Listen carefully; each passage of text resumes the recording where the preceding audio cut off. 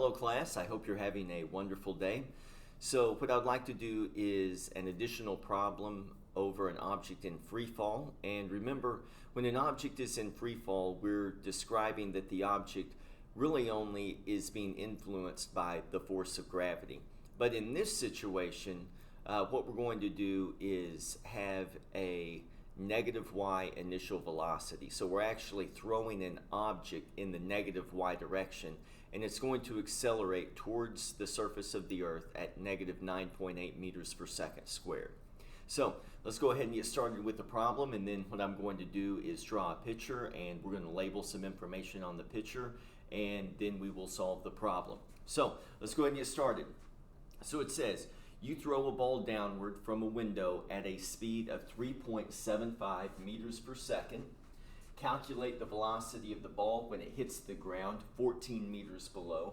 And part B says, how long does it take for the ball to hit the ground? So what let's do is, let's draw a simple picture here. So you're in this building, and you are going to throw a ball in a negative y direction. I'll draw the ground here. It's going to hit the ground. So let's say you are up in the building and you are going to throw this ball in a negative y direction, and it's going to hit the ground right here. So what let's first identify is the initial velocity in the y direction.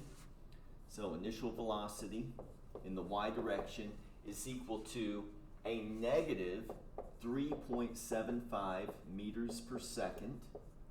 Now in the problem, it mentions speed, and remember that speed is a scalar.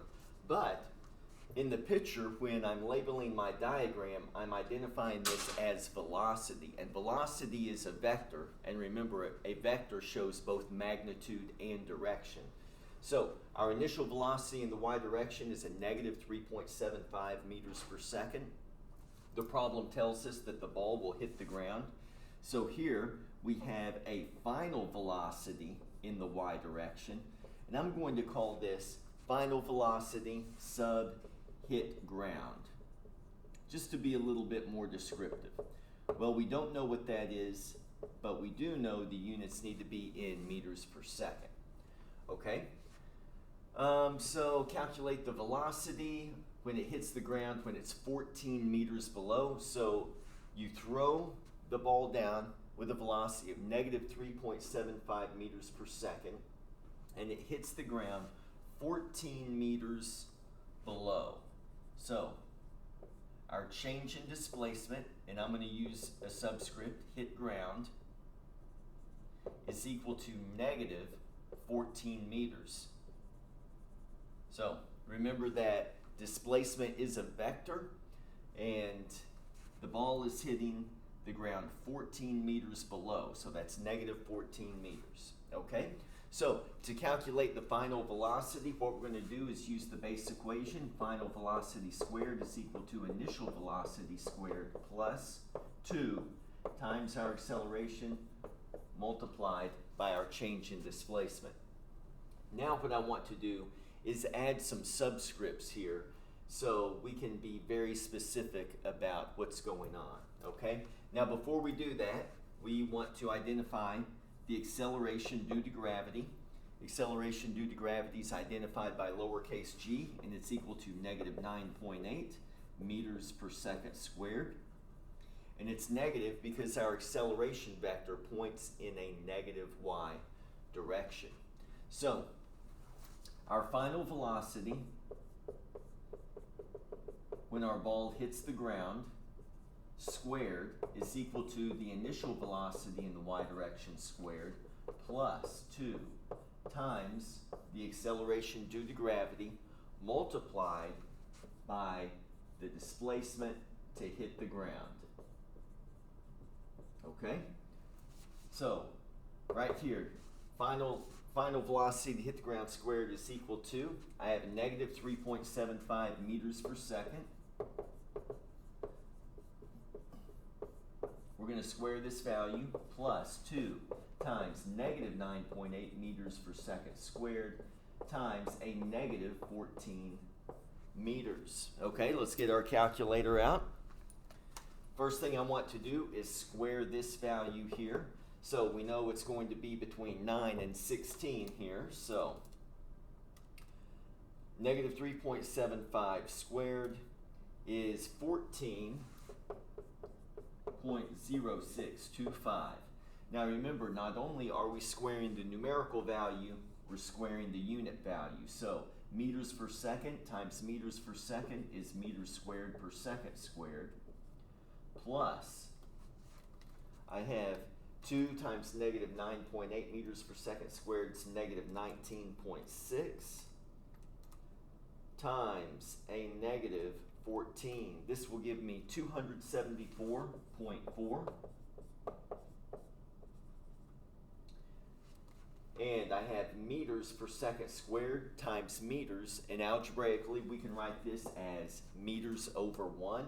So meters per second squared times meters is going to give me meters squared per second squared, okay? Now looking at the right hand side of the equal sign, we need to ask ourselves, are we allowed to add these two values? Well, the answer is yes, because they have the same units. They both have units of meters squared per second squared, okay? So I have 274.4 plus 14.0625. This is going to give me 288.4625, and we have units of meters squared per second squared, okay? Now, on the left-hand side of the equal sign, we have final velocity to hit the ground squared.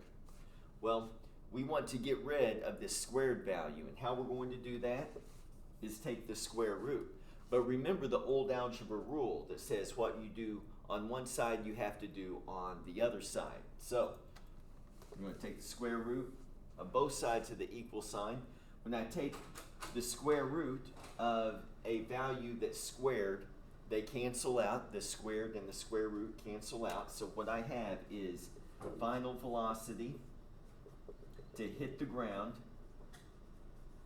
is equal to the square root of 288.4625 meters squared per second squared. And remember, we're taking the square root of the numerical value and the unit value. So let's see what this is here. 16.98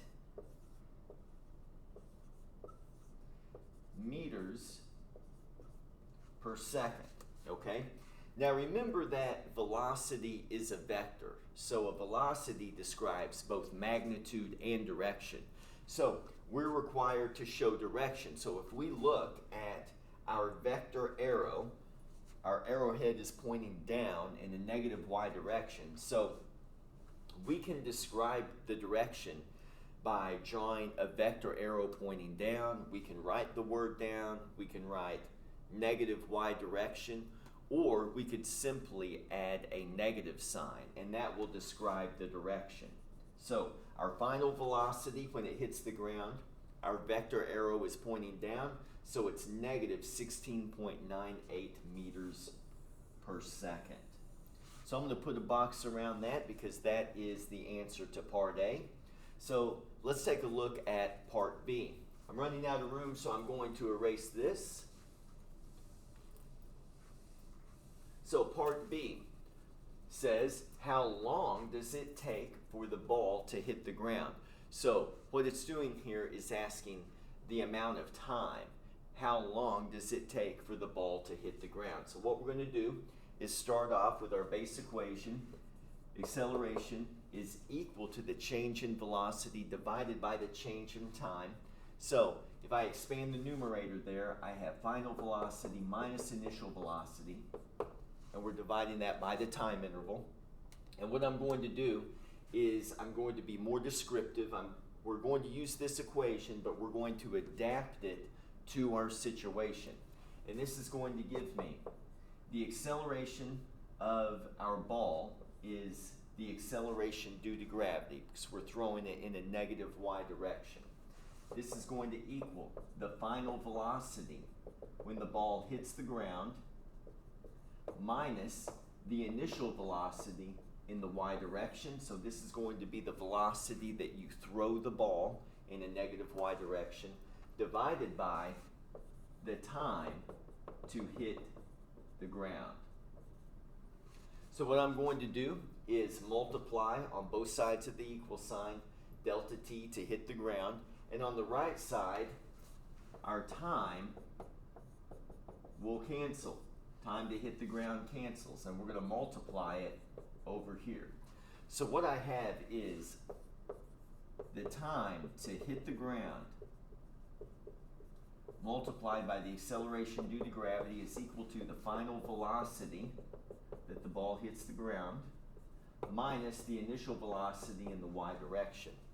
Next, remember, we're isolating this guy right here, the time interval for the ball to hit the ground. So in order to isolate this variable, what I'm going to do is divide both sides by the acceleration due to gravity. And so time interval to hit the ground is equal to final velocity that the ball hits the ground minus the initial velocity in the y direction divided by the acceleration due to gravity. Okay? Now let's just fill in some values here. So the final velocity to hit the ground, we're going to use the calculated value that you came up with, which is negative 16.98 meters per second, minus the initial velocity in the y direction, right here, negative 3.75 meters per second. And we're going to divide this by the acceleration due to gravity, so negative 9.8 meters per second squared. So let's go ahead and resolve the numerator. So I have a negative 16.98 minus a negative 3.75. So a negative and a negative here, this is going to be a positive. So negative 16.98 plus 3.75 is going to give me a negative 13.23 meters per second. And then we're going to divide by negative 9.8. And this gives me a positive 1.35. So the time interval to hit the ground is equal to 1.35. Now let's take a look at our units. So in my numerator, I have units of meters per second. In my denominator, I have units of meters per second squared. Remember, when we divide fractions, it's like multiplying by the inverse of the denominator. So I have meters per second times second squared over meter. We can immediately see that our meters cancel, and then one of our seconds cancels, leaving us with units of seconds. So my answer to part B, time interval that takes the ball to hit the ground, and this is with an initial velocity of negative 3.75 meters per second. It takes 1.35 seconds to hit the ground. Okay, well, I hope that us solving this problem together has helped you. And as always, if you have any questions, you can always call me, email me, or you can message me on Canvas, and I will get back with you as soon as possible. All right, I hope you have a wonderful day.